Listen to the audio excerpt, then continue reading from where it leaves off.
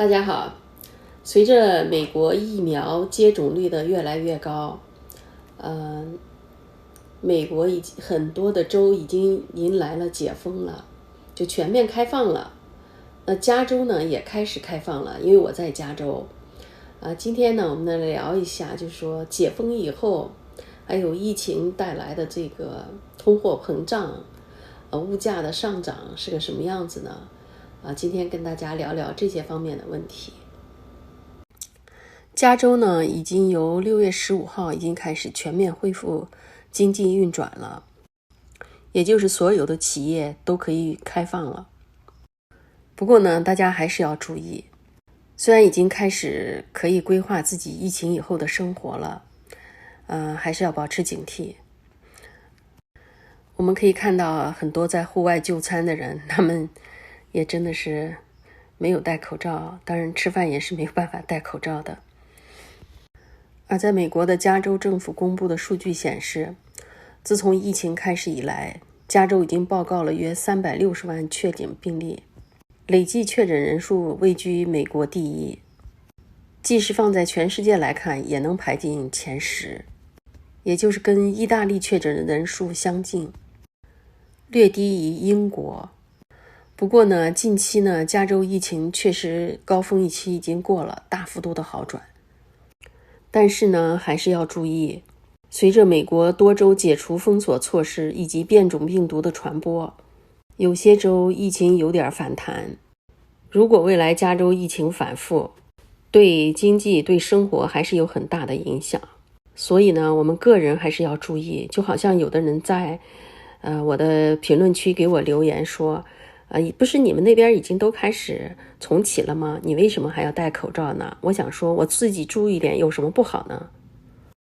我真的不知道他心里怎么想的，到底是想让我好呢，还是想让我坏呀？不过呢，美国人也真的是很疯狂。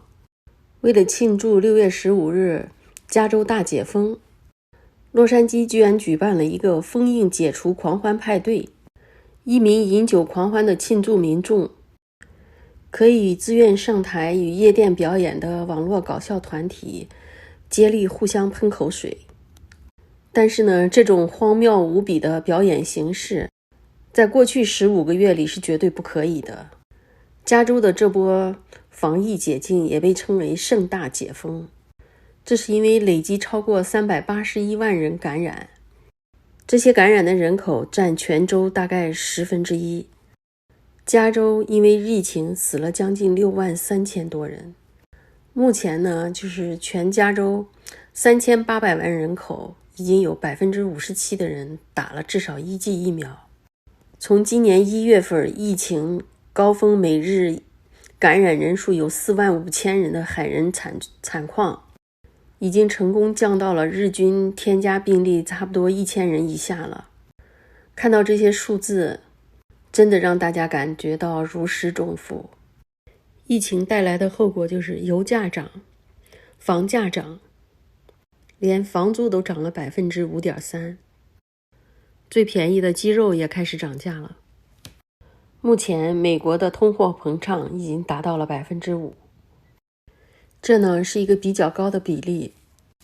通常呢，通货膨胀率应该维持在 2%到3%。通货膨胀主要也是由于供求关系不平衡导致的。在疫情期间，全球的供应链都不畅，所以呢，造成了通货膨胀。当然，表现的最明显的就是物价上涨。出去买东西最大的感受就是中东人或者是墨西哥人开的超市，东西一如既往的便宜，而华人超市和韩国人开的超市东西却越来越贵。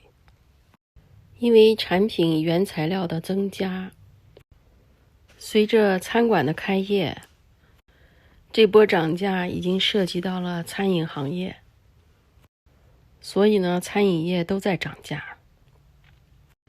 再加上美国发失业金，出去工作跟领的失业金钱差不多，所以呢，造成了劳工短缺，食材涨价，加上经济重启的需求量增加，出去就餐，很明显的感觉菜价都贵了很多。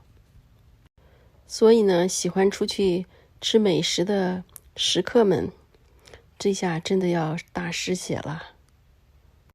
就说餐馆这一行业吧，劳工成本也在增加，因为很多人都在领着失业金，所以他们很难招到工。这样的话，大家就会相互竞争，提高工资来吸引工人来上班。据餐馆老板介绍，连外卖的餐盒都涨价了，还有就是蔬菜油也涨价了将近1倍。随着各州的全面开放，大家在家也憋了1年多了，大部分人也都打了疫苗，所以说对疫情来说，人的内心已经开始有些麻木了。随着迅速开放的经济，很多的人都出去旅行、外出就餐、购物、参加各种娱乐活动。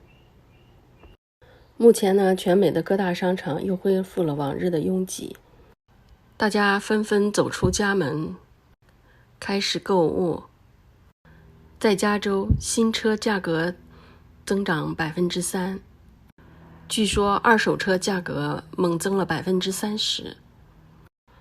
猛增的消费需求和劳动力正与商品的短缺相抵触，推动着各种价格上涨。大家从这张图片上就能看到各种物价上涨的比例。